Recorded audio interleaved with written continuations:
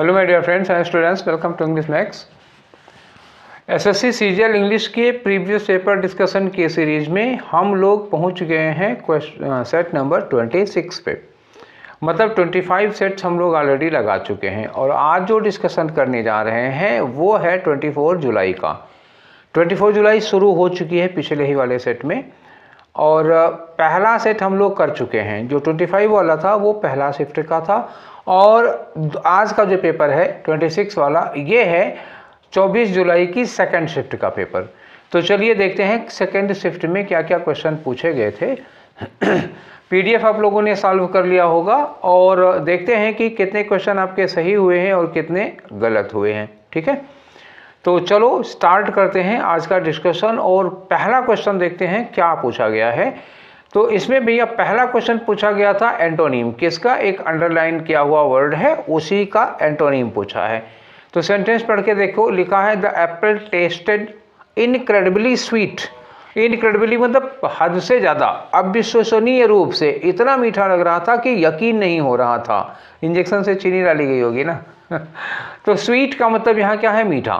ठीक, अब इसका अब देखना है आपको अपोजिट। डेलीशियस मतलब क्या हो गया? टेस्टी, स्वादिष्ट हो जाएगा, तो ये होगा नहीं। अपोजिट प्लीजेंट का मतलब सुखद होता है, आनंददायक, जो अच्छा लगता है, ये भी पॉजिटिव हो गया। बिटर का मतलब क्या हुआ? कड़वा, तो स्वीट का जो अपोजिट होगा वो कड़वा होगा। ये रहा आपका आंसर। स्पेशल मतलब विशेष तौर से, खास तौर से, तो इनको छोड़ देते हैं, इनका कोई मतलब नहीं है, यहाँ पे कोई लेना देना नहीं है। आंसर आपका कौन सा हुआ? थर्ड वाला हो गया। चलिए आगे बढ़ते हैं। आपका अगला क्वेश्चन देखें कौन सा है। अगला क्वेश्चन है क्वेश्चन नंबर 2। पूछ रहे हैं क्या? One word substitution. One word substitution में जो स्टेटमेंट है one who believes in fate. One who believes in fate मतलब ऐसा आदमी जो भाग्य में विश्वास करता है उसको हम लोग क्या कहते हैं? फैटलिस्ट। क्या होता है वो? फैटलिस्ट होता है। ठीक है, ऑप्शन ये रहा आपका फैटलिस्ट। ठीक है, चौथा वाला हो गया। अब बाकी के वर्ड्स जो हैं उनकी मीनिंग जानना आपका हक है, जानिए। एग्नोस्टिक का मतलब क्या होता है? एग्नोस्टिक ऐसा व्यक्ति होता है जो ईश्वर के बारे में कंफ्यूज होता है। कंफ्यूज का मतलब ऐसे हो सकता है जैसे कोई ये कहे कि ईश्वर कैसा है, तो हम ये कहते हैं कि हम उसके बारे में जान ही नहीं सकते। मतलब beyond our reach, God is beyond our reach, we can not know about God, we have no ability to know about God. हम गॉड के बारे में जान ही नहीं सकते, हमारे ज्ञान के परे है वो। उन लोगों को एग्नोस्टिक कहते हैं। ठीक, रियलिस्ट का मतलब क्या हुआ? यथार्थवादी, जो यथार्थ में विश्वास करता है। ओमनीसिएंट का मतलब क्या होता है? सर्वज्ञ, सब कुछ जानने वाला। सर्व मतलब सब कुछ और ज्ञ मतलब जानने वाला, सर्वज्ञ, ओमनीसिएंट। दो वर्ड है इसमें, एक ओमनी है और दूसरा क्या है? साइंस का वर्ड है। ठीक है, साइंस मतलब ज्ञान होता है, इसमें टी लगा दो, सिएंट ज्ञानी हो जाएगा, तो ओमनीसिएंट सब कुछ जानने वाला। चलिए आगे बढ़ते हैं। अगला क्वेश्चन है आपका क्वेश्चन नंबर 3। तो क्वेश्चन नंबर 3 में देखो एरर का क्वेश्चन है। पहला ऑप्शन नो एरर दिया हुआ है और ये स्लैश भी कुछ कहानी तो कह ही रहे हैं। तो चलो, लिखा है कि द रिसेप्शनिस्ट आस्क्ड, रिसेप्शनिस्ट ने पूछा। आस्क्ड क्या है? वर्ब की सेकेंड फॉर्म पास्ट है। ठीक है, इफ दिया विल लगा हुआ है। तो अगर जो कोर सेंटेंस है, मतलब जो कोर टेंस है, या कह सकते हो कि बेस सेंटेंस है, रिपोर्टिंग जिसको कहते हो, द रिसेप्शनिस्ट आस्क्ड, ये रिपोर्टिंग है। और अगर रिपोर्टिंग पास्ट में है, आस्क्ड, रिपोर्टिंग आस्क्ड पास्ट में है, तो रिपोर्टेड भी पास्ट में ही होगा। तो विल क्या होना चाहिए? विल की जगह होना चाहिए हमारा वुड। क्लियर हो गई बात? चलिए, तो गलती कहाँ है भाई? देखो ये विल लगा हुआ, यही गलत है, ये आपका आंसर होगा इसमें थर्ड वाला। ठीक, चलिए आगे बढ़ते हैं। नेक्स्ट क्वेश्चन है आपका क्वेश्चन नंबर 4। क्वेश्चन नंबर 4 में देखो ये नो सब्स्टिट्यूशन लिखा हुआ है, यहाँ पे ऑप्शन भी दिया हुआ है। दैट मीन्स जो अंडरलाइंड पोर्शन है उसकी जगह पर सही क्या होगा? अगर ये सही है तो नो सब्स्टिट्यूशन, अगर ये गलत है तो इसकी जगह पर क्या होना चाहिए? सेंटेंस पढ़ो। Abraham Lincoln has been the 16th president of United States. Has been लिखा है, हैज के साथ ये वर्ब की थर्ड फॉर्म बीन लगी हुई है। ठीक है, and save the union at American civil war, ये जो सेव लगा हुआ है ये भी तो उसी हैज के लिए लगी हुई है कि नहीं लगी है? देखो एक वर्ड है हैज, हैज के साथ वर्ब की थर्ड फॉर्म लगी है। ठीक है, फिर लगा एंड, तो एंड के बाद भी तो वर्ब की थर्ड फॉर्म चाहिए, क्योंकि ये दोनों एंड के, ये दोनों क्या है? हैज के लिए लगी हुई हैं।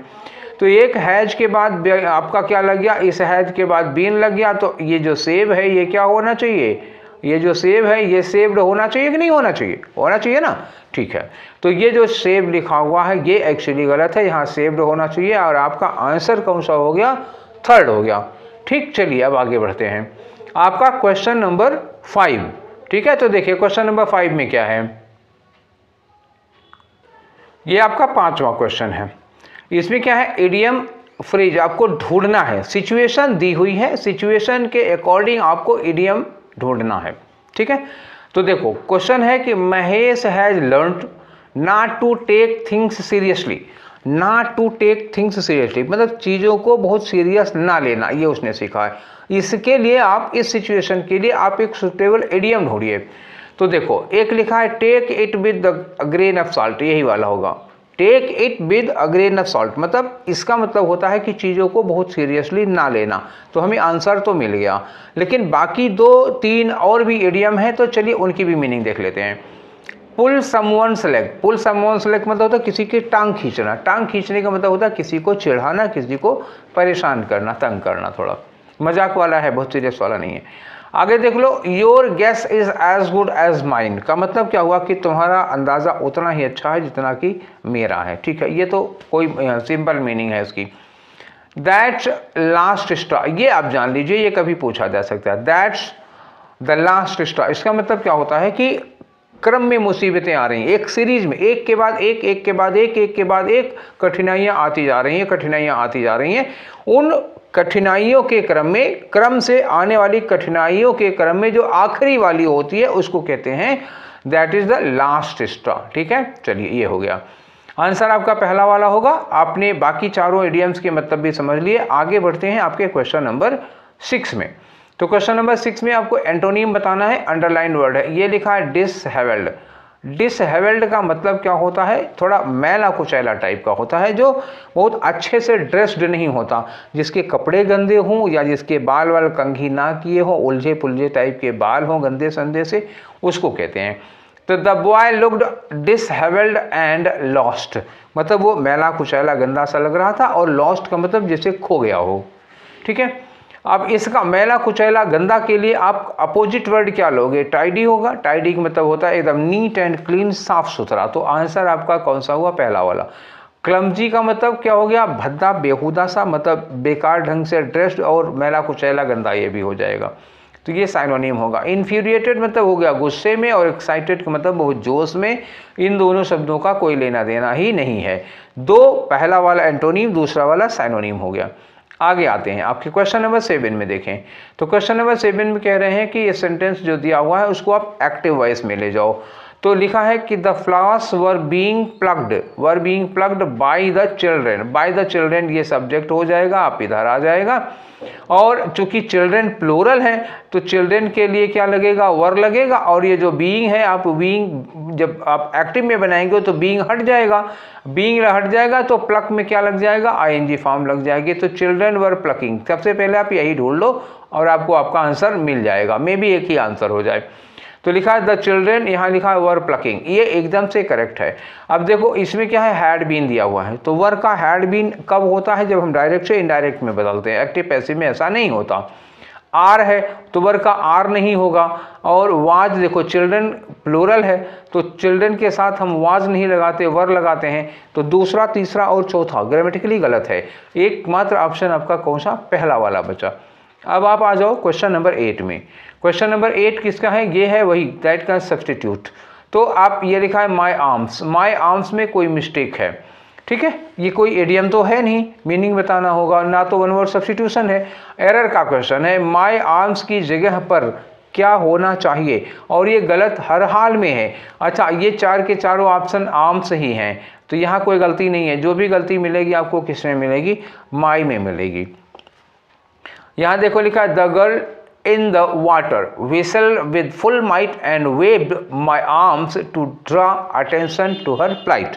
मतलब क्या हुआ कि कोई लड़की थी जो नदी में थी, जो सारी पानी में थी, वो बहुत जोर से विसल करती है, पूरी जोर से विसल करती है और अपना हाथ हिलाती है लोगों का अपनी ओर ध्यान आकर्षित करने के लिए। मान लो डूब रही हो तो लोग देख लें। तो लड़की अपना हाथ हिलाती है ना, अपने आर्म्स को। तो अब ये बताओ कि इसके लिए द गर्ल के लिए यहाँ पे क्या लगना चाहिए, माई लगना चाहिए कि हर लगना चाहिए? तो ये लगेगा आपका हर। ठीक हो गया ना। चलिए अब आगे बढ़ते हैं। आपका क्वेश्चन आंसर कहाँ होगा, ये लिखा होगा हर आर्म्स, लड़की के लिए लगेगा। ठीक है, तो आंसर थर्ड वाला हो गया। अब आ जाओ अपने क्वेश्चन नंबर 9 में। आपका क्वेश्चन नंबर 9 है, देखो वन वर्ड सब्स्टिट्यूशन का है। अब की बार वन वर्ड सब्स्टिट्यूशन बताना, ये है आपका स्टेटमेंट। इसके लिए आप एक वर्ड बताइए। लिखा है काजिंग और एंडिंग इन डेथ, कोई ऐसी घटना या कुछ ऐसी चीज जो अंत में जो मतलब मृत्यु का कारण बने, ठीक है, जो घातक हो, जानलेवा हो। ठीक है, तो उसके लिए हम लोग एक वर्ड यूज करते हैं फैटल। फैटल हो सकता है, और एक वर्ड आता है इसके लिए लेथल। ठीक है, ये हो गया लेथल। और एक वर्ड आता है इसके लिए डेडली, डेडली। ठीक है, ये हो गया। तो फैटल, लेथल, डेडली, ये 3 वर्ड होते हैं जानलेवा, प्राणलेवा, घातक के लिए। ठीक, बाकी जो वर्ड्स हैं वो भी जानना आपका हक है, आप जान लीजिए। ग्रूसम का मतलब क्या होता है? What do you mean by gruesome? Gruesome का मतलब होता है दुखद, कोई ऐसी चीज जो जिससे आपको दुख हो, जिसको देखकर दुख हो, जिसको पढ़कर, जिसको सुनकर। ग्रोटेस्क्यू क्या होता है?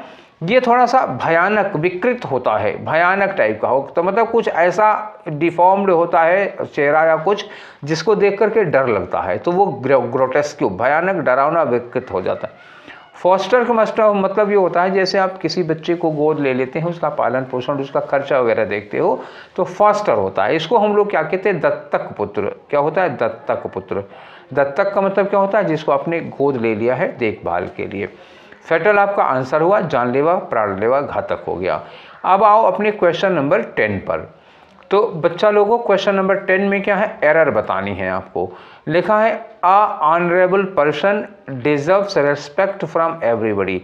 अ ऑनरेबल, ये जो लिखा है HONO, तो इसको हम लोग पढ़ते हैं क्या है? ऑनरेबल। क्या है? ऑनरेबल।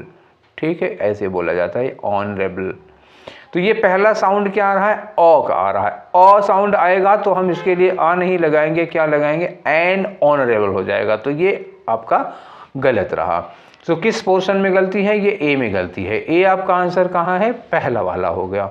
क्लियर हो गई ना बात? चलिए आगे आते हैं। आपका क्वेश्चन नंबर 11 है। तो क्वेश्चन नंबर 11 में क्या करना है आपको? जो अंडरलाइन फ्रेज है, ये फ्रेज है, तो फ्रेज है तो इसकी मीनिंग बतानी होगी आपको।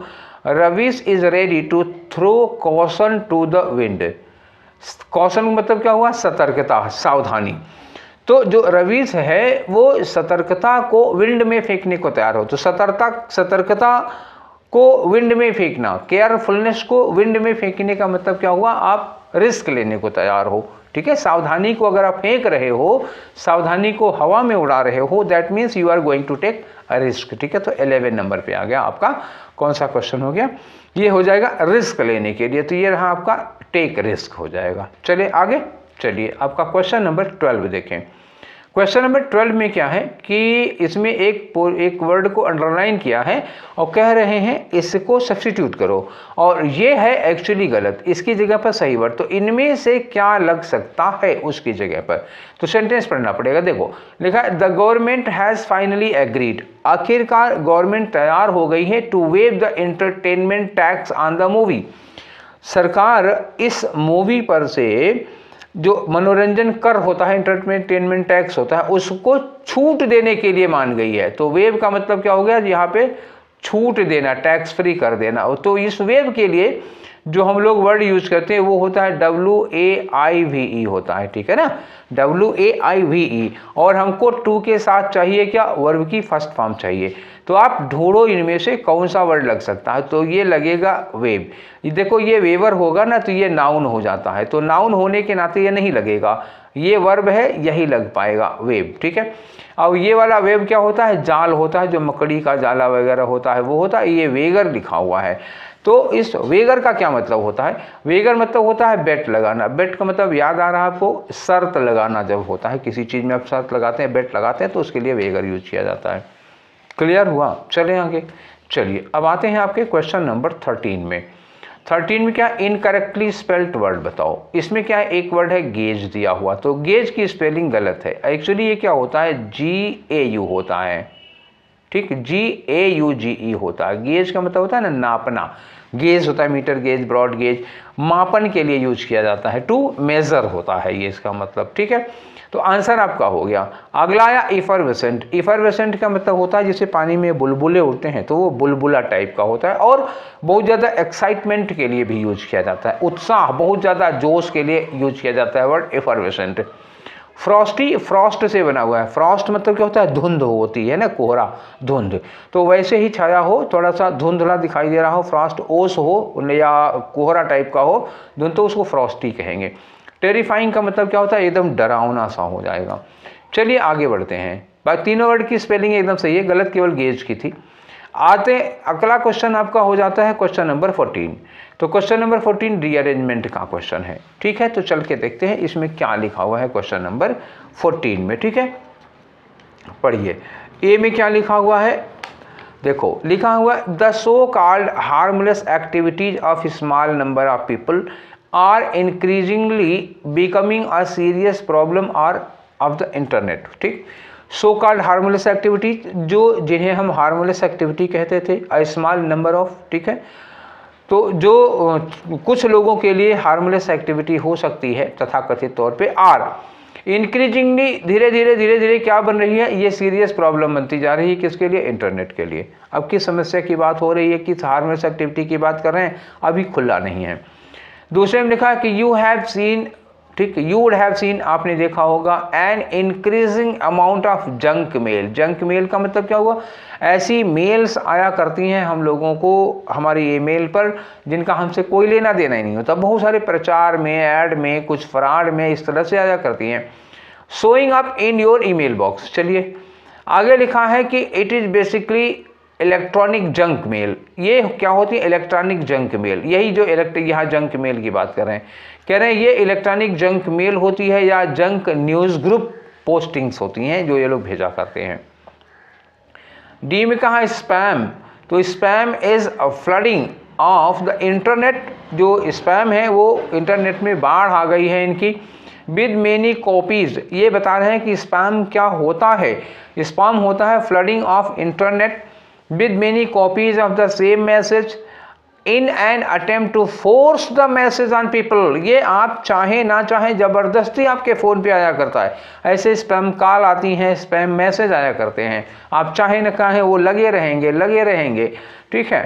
On the people who would not otherwise choose to receive it, नहीं चाहते हैं उनको चुनना, नहीं रिसीव करना चाहते हैं, फर्जी की कॉलें, आप क्रेडिट कार्ड बनवाएंगे, आपकी लॉटरी लगी, मतलब क्या ये सब ज़बरदस्ती हम नहीं सुनना चाहते, ज़बरदस्ती सुनाने थे, ठीक। तो ये हुआ। तो आपकी स्टार्टिंग कहाँ से हो सकती है, स्टार्टिंग हो सकती है ये स्पैम से।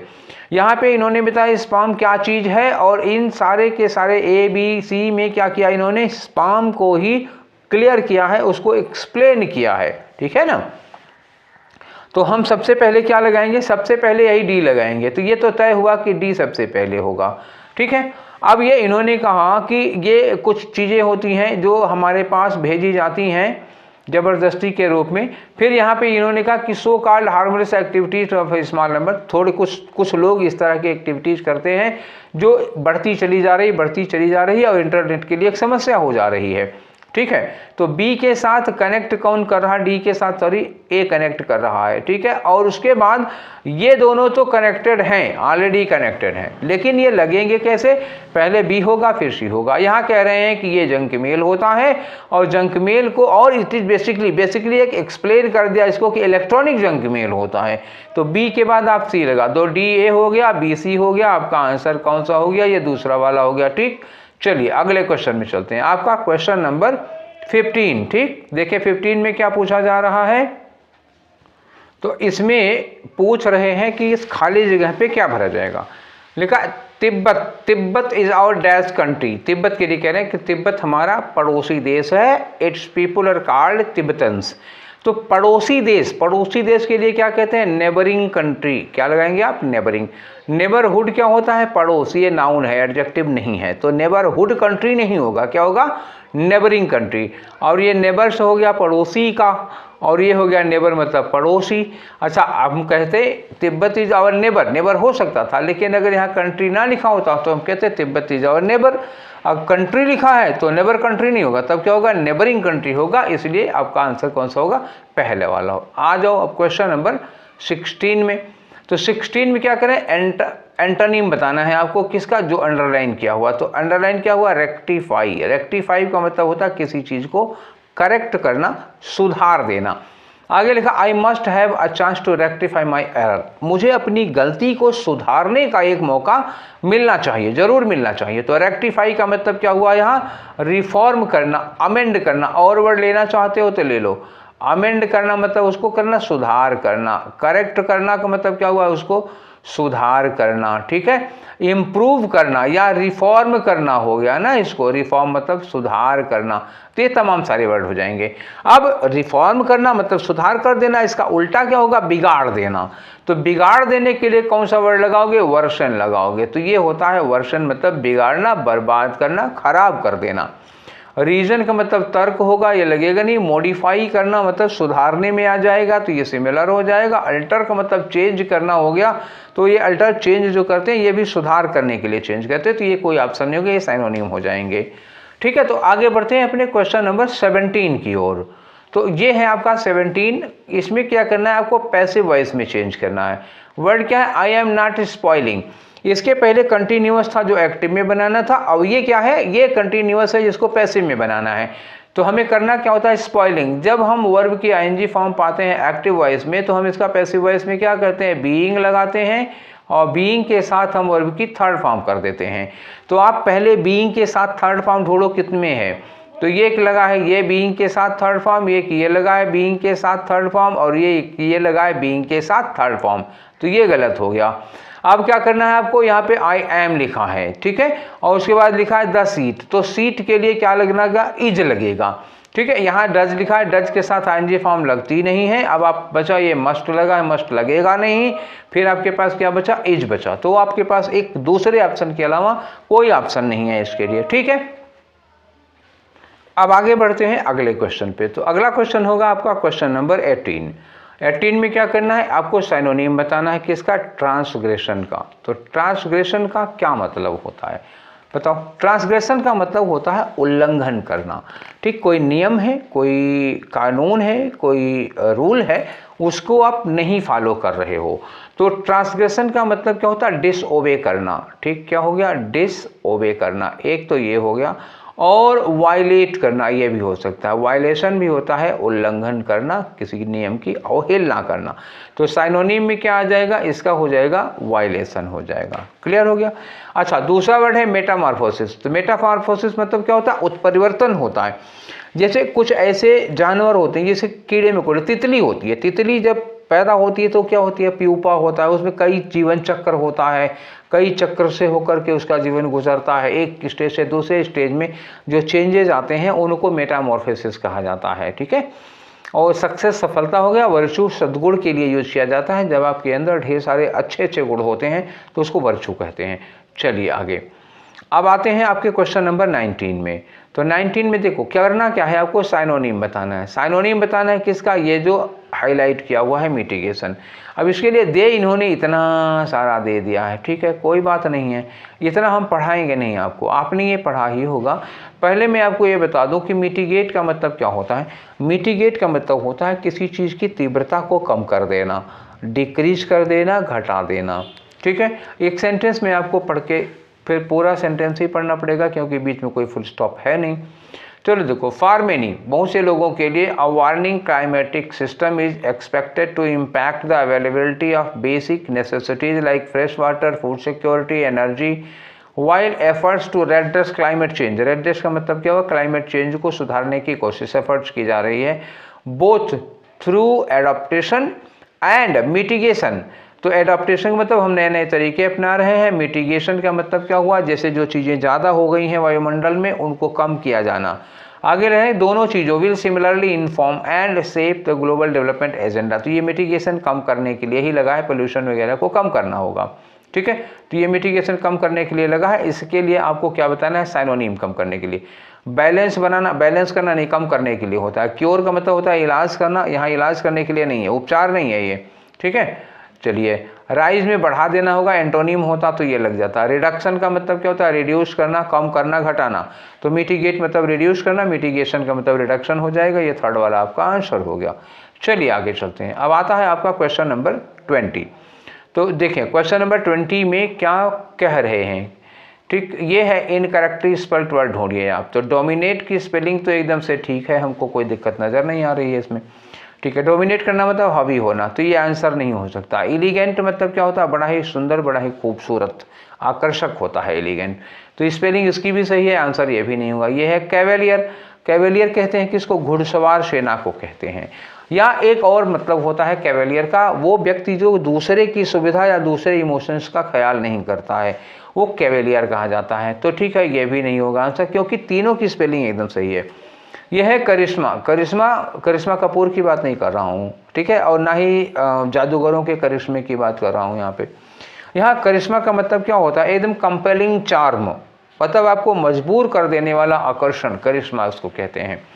अब गड़बड़ी इसमें जानते हैं क्या है? कि इस करिश्मा में जो एच लिखा हुआ है वो नहीं होगा, ठीक है। CHARISMA होता है, ठीक है, एच नहीं लगाया जाता। तो इसकी स्पेलिंग गलत है, तो आपका यही वाला क्या होगा? आंसर होगा। चले अब 21 में आ जाते हैं। तो 21 से 25 की कहानी तो आपको पता ही है ना। क्या होता है? एक पैराग्राफ होगा, उसमें 5 खाली जगह होंगी। तो पैराग्राफ इतना बड़ा है कि वो 2 पेज में आया है। ठीक है, पढ़ना तो पड़ेगा ही। चलो पढ़ लेते हैं जल्दी जल्दी। कहा इन्होंने in today's world handling money, ठीक है, तो मनी हैंडल करना and making purchases and sales come naturally to us. तो जो मनी हैंडल करना है और परचेजेज करना है, खरीदारी करनी है, सेल्स वगैरह है हमारे पास, वो नेचुरली आता है। आगे लिखा है कि however prior to the development of any kind of currency, जब करेंसी नहीं डेवलप हुई थी, बहुत प्राचीन काल में चले जाओ, तो people dash in variety of ways, तब लोग मतलब खरीदना बेचना कई अलग तरह से, बहुत ढेर तरह से किया करते थे। उसी में बार्टर ट्रेड था। बार्टर ट्रेड का मतलब वस्तु के बदले वस्तु, वस्तु विनिमय कहते हैं। Was the simplest form of all. People would trade, लोग व्यापार करते थे। यही ट्रेड वर्ड यहाँ भी लगा दो, ठीक है। यहाँ पे क्या लगा? पीपुल ट्रेड, ठीक है, और यहाँ पे पीपुल वुड ट्रेड लगा है, तो यही ट्रेड वर्ड उठा के यहाँ पे ले आ दो। मतलब 90% चांस है कि वहाँ पे ट्रेड वर्ड मिल जाएगा। अगर नहीं मिलता है तो ट्रेड से मिलता जुलता कुछ और वर्ड यूज कर देंगे, ठीक है।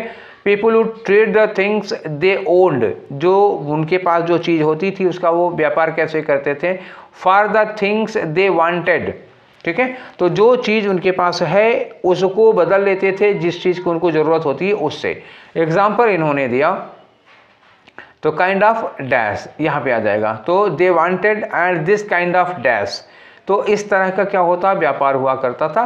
फॉर एग्जाम्पल, उदाहरण के लिए, if someone wanted a set of clothes and had a cow left over, अगर किसी आदमी को एक कपड़ा चाहिए और उसके पास गाय है, ठीक है, तो he would have to find someone who would want cow, तो उन्हें किसी ऐसे आदमी को ढूंढना पड़ता था जिसको गाय की ज़रूरत हो और वो आदमी कपड़ा देने के लिए तैयार हो, ठीक है।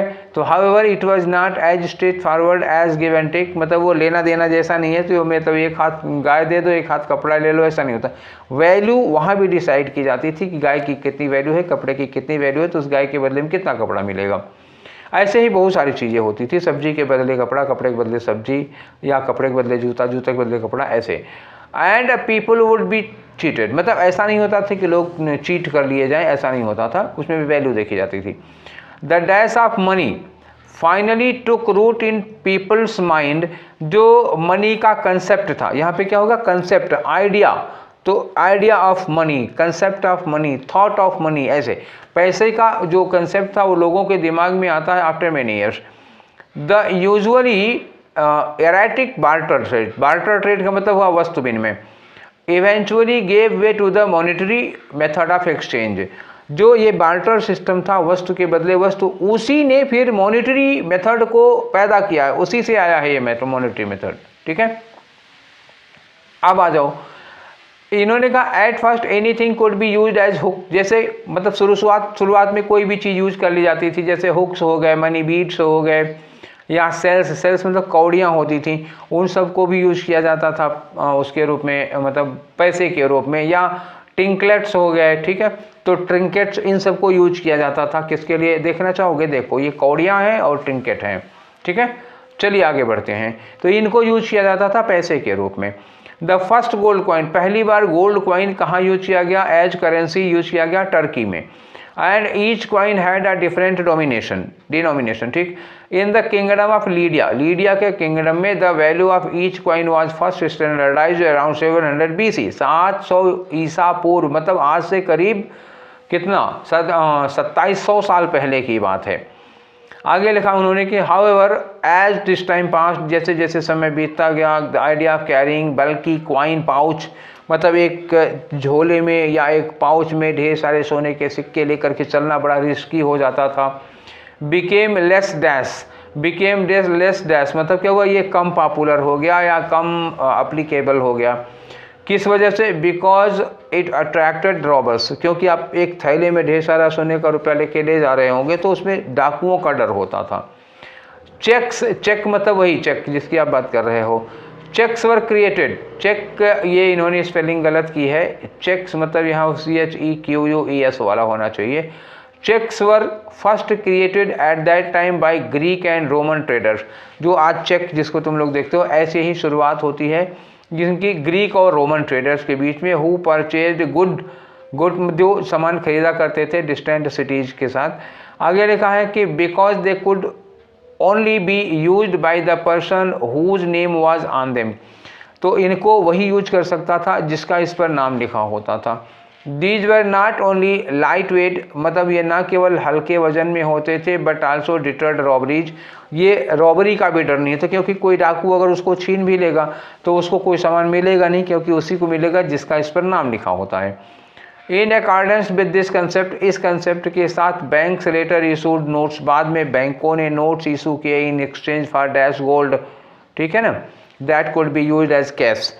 तो क्या होता था कि बैंकों में आप सोना जमा कर दो, गोल्ड जमा कर दो, तो उस गोल्ड की वैल्यू के बराबर आपको नोट से इशू कर देते थे, तो गोल्ड के बराबर उसकी वैल्यू होती थी। जैसे आजकल की जो करेंसी है उसमें जो उसकी जो मनी है वो गोल्ड के रूप में रखी जाती है, ठीक है। अब यहाँ आ जाओ, तो यहाँ क्या होगा, डैश गोल्ड के रूप में, तो ये डिपॉजिटेड गोल्ड होगा जो जमा किया जाता है पहले से ही, ठीक है। तो यहाँ पे क्या होगा, ज़्यादा उपयोगी के लिए लगा देंगे चौथे नंबर पे। अब आ जाओ हम लोग एक तरफ से इसको भरना शुरू करते हैं, देखते हैं पहले वाले में क्या यूज किया जाएगा, ठीक है। तो जरा क्लियर कर लें, फिर पहले वाले में चलते हैं। तो आपका पहला वाला इसको भी क्लियर करना पड़ेगा, फिर ऑप्शन में चलेंगे। पहला क्वेश्चन पढ़ो, people dash in variety of ways, तो उस जमाने में लोग क्या करते थे, व्यापार कई तरह से, यहाँ लिखा है ट्रेड लिखा है, तो ये ट्रेड ही आई थिंक कि यहाँ पे होगा, ठीक है। चलिए वैसे आपको क्वेश्चन देखते हैं, यहाँ ट्रेडेड मिल जाएगा तो ठीक है। लोग कई तरह से व्यापार करते थे, तो ऑपरेटेड तो होगा नहीं, ट्रेड मैंने कहा था कि ट्रेड मिल जाएगा, एडवर्टाइज भी नहीं होगा, मार्केटेड भी नहीं होगा, तो ट्रेड मिला, पीपल ट्रेडेड हो जाएगा यहाँ पे, पास्ट में चुकी बात है। तो ये पहले के लिए तो हमको लगाया मिल गया, ठीक है। अब किसके लिए आना है, हमको 22 के लिए देखना है। तो 22 के लिए आओ, देखो ये वाला ऑप्शन है, दिस काइंड ऑफ डैश, तो people would trade the things they owned for the things they wanted, और in this kind of dash, इस तरह के, मतलब जो बार्टर सिस्टम था, बार्टर सिस्टम में इस तरह का क्या होता है, लेन देन। तो लेन देन के लिए हम लोग कौन सा वर्ड लगाएंगे, हाँ ट्रांसैक्शन टाइप का कोई चीज़ लगाएंगे, बिजनेस लगाएंगे, ट्रांसैक्शन लगाएंगे, ऐसा कोई वर्ड आना चाहिए। तो कॉन्ट्रैक्शन तो हो नहीं, सिक्योर तो रहा नहीं है, ट्रांसैक्शन, लेन देन के लिए क्या यूज करते हैं आप, ट्रांसैक्शन यूज करते हैं, तो ये शायद ज़्यादा सूटेबल होगा। यहाँ म्यूटेशन, उत्परिवर्तन का कोई मतलब नहीं है ना, अग्रीमेंट है, यहाँ व्यापार की बात हो रही, तो ट्रांसैक्शन होगा, लेन देन होगा। बिजनेस लिखा होता तो कोई बात बनती थी, शायद हम वो लगा लेते, ठीक है। तो आगे आ जाओ, नेक्स्ट वाला क्वेश्चन अब इसी में दिया है, यहाँ लिखा है कि the dash of money finally took root in people's mind after many years, बहुत सालों के बाद लोगों के दिमाग में पैसे का क्या आया, पैसे का विचार, पैसे की आइडिया, पैसे का थॉट, पैसे का की धारणा, कंसेप्ट। तो थर्ड नंबर पे इस तरह का कोई वर्ड हमको चाहिए, तो देखते हैं, बिलीफ ऑफ मनी होगा कि ओपिनियन ऑफ मनी की कंसेप्ट ऑफ मनी की नोशन ऑफ मनी, तो क्या हो जाए यहाँ पे, concept of money, idea of money, thought of money. यहाँ विश्वास की बात नहीं है, यहाँ आइडिया पहली बार आता है उनके दिमाग में, तो कंसेप्ट यूज करो, ठीक है। नेक्स्ट आ जाओ, तो अगला ये आया आपके चौथे नंबर पे, क्या लिखा है कि हाउएवर एज टाइम पर, जैसे जैसे समय बीता तो ढेर सारा एक पाउच में ढेर सारे पैसे लेकर के चलना क्या होगा, बिकेम लेस डैश, वो कम पॉपुलर हो जाता है, कम सुटेबल हो जाता है। तो कम सुटेबल के लिए आप कौन सा वर्ड यूज करेंगे बताइए। कम सुटेबल के लिए लेस अपीलिंग होगा, हाँ ठीक, तो यही है, लेस अपीलिंग हो गया। लेस एन्चेंटिंग, मनमोहक तो लगाना नहीं है। बेविचिंग का मतलब क्या होगा, जादू टोना करना, ये भी नहीं आएगा। एल्योरिंग, आकर्षक, लेस आकर्षक की बात नहीं, क्या होगा, लेस अपीलिंग हो गया। यहाँ सुटेबल के सेंस में आ रहा है, ठीक है, तो लेस अप्रोप्रिएट के सेंस में आ रहा है, तो अपीलिंग लगाओगे। नेक्स्ट वाला क्या होगा, जो सोना जमा रहता है, बैंकों ने क्या किया, नोट जारी किए, किसके बदले में, बैंक में जमा सोने के बदले में। आपको पढ़ा दूं नहीं तो आप कहेंगे कि ऐसे कैसे। ये देखो, बैंक ने क्या हुआ, नोट जारी किए, exchange for dash gold. Dash gold का मतलब जो गोल्ड उनके पास जमा होता था उसके बदले में। तो कंटेंट गोल्ड या कलेक्टेड गोल्ड या सेटल्ड गोल्ड या डिपॉजिटेड, तो डिपॉजिटेड गोल्ड के बदले में उन्होंने शुरू किया नोट देना, ठीक।